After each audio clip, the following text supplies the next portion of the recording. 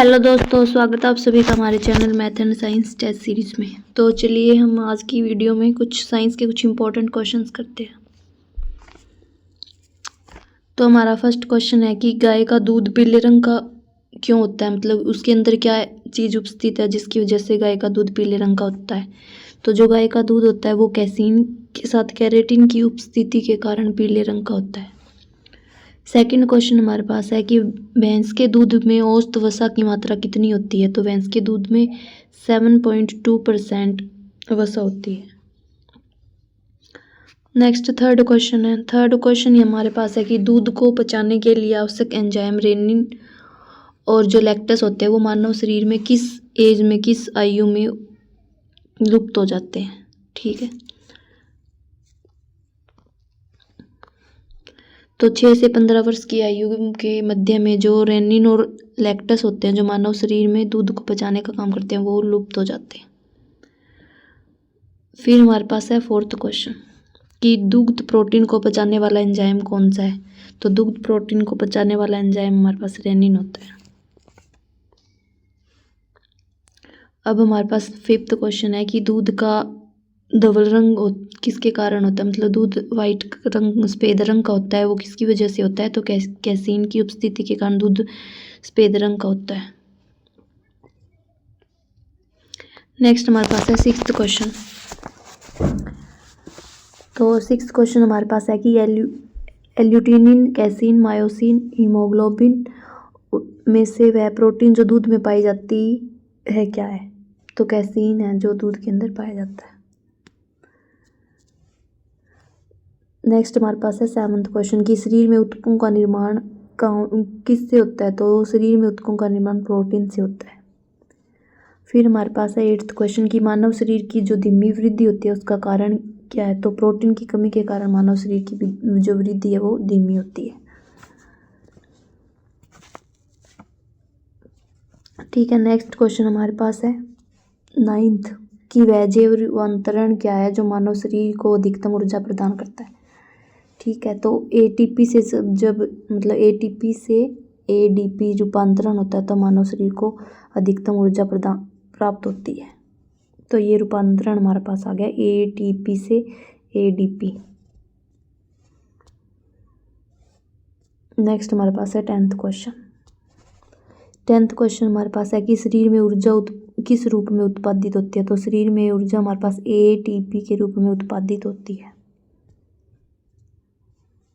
Next हमारे पास है 11वां question. 11वां question हमारे पास है कि लोहा, जस्ता, गंधक और मैग्नीज में से सूक्ष्म तत्व कौन सा सूक्ष्म तत्व नहीं है। तो जो गंधक है वो हमारे पास सूक्ष्म तत्व नहीं है। ठीक है, इसका गंधक हो गया। नेक्स्ट क्वेश्चन हमारे पास है 12वां क्वेश्चन हमारे पास है कि पपीता में मुख्यतः क्या पाया जाता है। तो पपीता में मुख्यतः विटामिन सी पाया जाता है।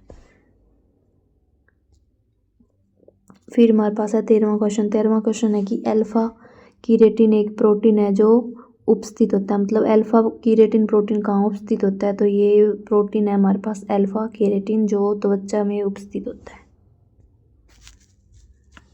अब हमारे पास है 14वां क्वेश्चन। 14वां क्वेश्चन हमारे पास है कि वह तत्व जो सभी प्रोटीनों में विद्यमान होते हैं कौन सा है। ठीक है, तो कार्बन, हाइड्रोजन, ऑक्सीजन और नाइट्रोजन ये सभी प्रोटीनों में विद्यमान होते हैं। अब हमारे पास है 15वां क्वेश्चन। 15वां क्वेश्चन है कि सामान्य क्रियाशील महिला के लिए प्रोटीन की उपयुक्त दैनिक मात्रा कितनी है, मतलब एक महीने जो सामान्य क्रियाशील महिला है उसको दैनिक मात्रा में कितना प्रोटीन चाहिए। तो वो 45 ग्राम।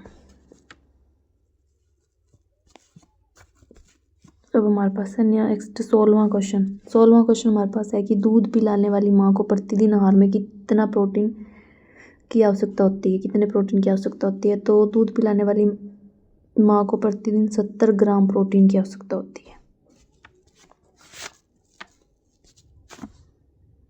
अब हमारे पास है 17वां क्वेश्चन कि प्रोटीन, स्टार्च तथा रेशे में लार की सहायता से पच जाता है, मतलब प्रोटीन, स्टार्च और रेशे में से कौन है वो लार की सहायता से पच जाता है। तो जो स्टार्च है वो लार की सहायता से पच जाता है। तो यहाँ पे हमारा राइट आंसर हो जाएगा स्टार्च।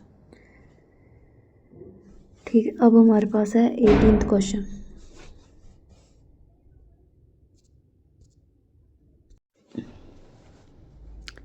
नेक्स्ट हमारे पास है 18वां क्वेश्चन कि वह विटामिन जिसे हार्मोन माना जाता है, कौन सा विटामिन है जिसको हार्मोन माना जाता है। ठीक है, तो विटामिन डी जो रेटिनॉल मतलब विटामिन डी रेटिनॉल जिसको हार्मोन माना जाता है।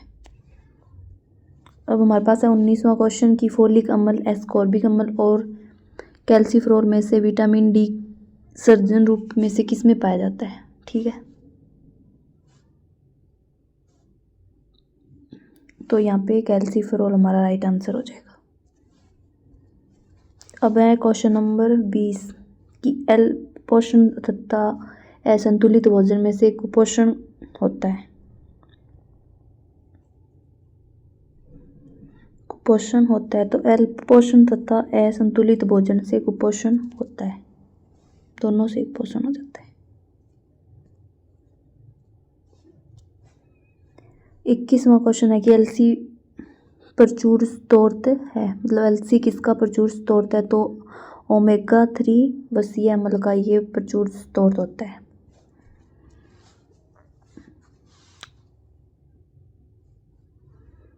क्वेश्चन नंबर 22 में हमारे पास क्या है कि अल्फा लिनोलेनिन अम्ल का सर्वोत्तम स्रोत है, तो इसका अल्फा लिनोलेनिन अम्ल का सर्वोत्तम स्रोत हमारे पास एलसी होता है, तो एलसी हमारा राइट आंसर हो जाएगा। अब हमारे पास है 23वां क्वेश्चन कि दूध में प्रोटीन और कार्बोहाइड्रेट के अतिरिक्त पोषणदायक अन्य तत्वों में सम्मिलित है, मतलब प्रोटीन और कार्बोहाइड्रेट के अतिरिक्त दूध के अंदर कौन से पोषण तत्व होते हैं, तो कैल्शियम और पोटेशियम हमारा राइट आंसर हो जाएगा।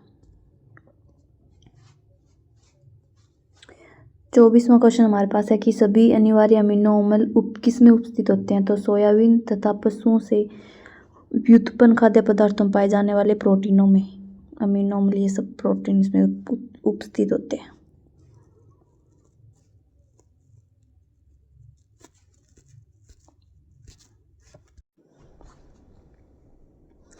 अब है क्वेश्चन नंबर 25 कि कार्बोहाइड्रेट, वसा, प्रोटीन तथा खनिज में से किसके चयापचयी प्रक्रम में अधिकतम ऊर्जा मिलती है, तो राइट आंसर हमारे पास हो जाएगा वसा।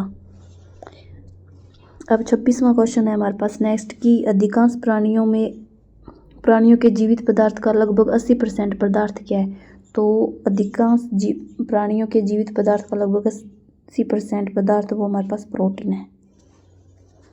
अब हमारे पास है 27वां क्वेश्चन कि पौधों द्वारा जड़ से अवशोषित जल को पौधों के अन्य भागों में पहुंचाना क्या कहलाता है, तो इसको हम पौधों द्वारा जड़ से अवशोषित जल को पौधों के अन्य भागों में पहुंचाना रसारोहण कहलाता है, तो यहाँ पे रसारोहण हमारा राइट आंसर हो जाएगा।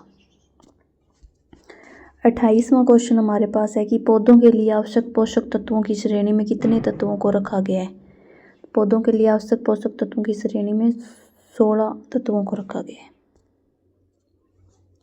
अब हमारे पास है 29वां क्वेश्चन, पौधों में ऊर्जा स्थानांतरण के लिए किस पोषक तत्व की उपस्थिति अनिवार्य होती है, तो पौधों में ऊर्जा के स्थानांतरण के लिए फॉस्फोरस की उपस्थिति अनिवार्य होती है। नेक्स्ट हमारे पास है 30वां क्वेश्चन कि लोहा पौधों में किस प्रकार की भूमिका निभाता है, जो आयरन होता है लोहा वो हमारे पास क्या करता है, यह O2 के स्थानांतरण एवं क्लोरोफिल तथा प्रोटीन के निर्माण में सहायक होता है। ठीक, अब हमारे पास क्या है 31वां क्वेश्चन। 31वां क्वेश्चन है कि इलेक्ट्रॉन के स्थानांतरण में कौन सा लघु पोषक तत्व सहायक होता है, तो इलेक्ट्रॉन के स्थानांतरण में क्लोरीन है वो सहायक होता है।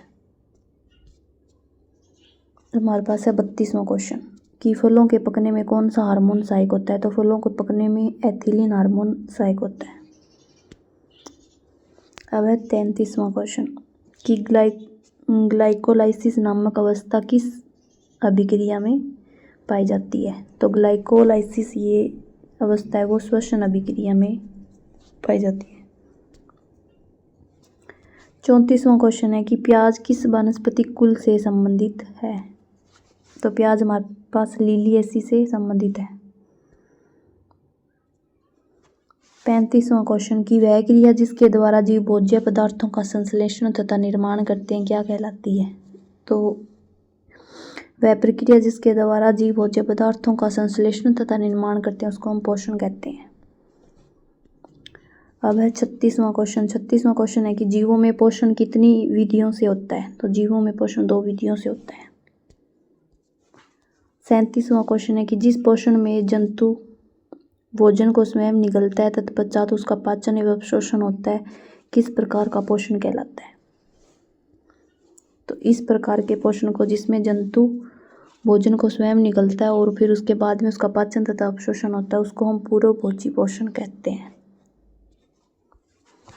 ठीक है, 38वां क्वेश्चन हमारे पास है कि वह प्रक्रिया जिसमें भोजन शरीर के अंदर लिया जाता है क्या कहलाता है?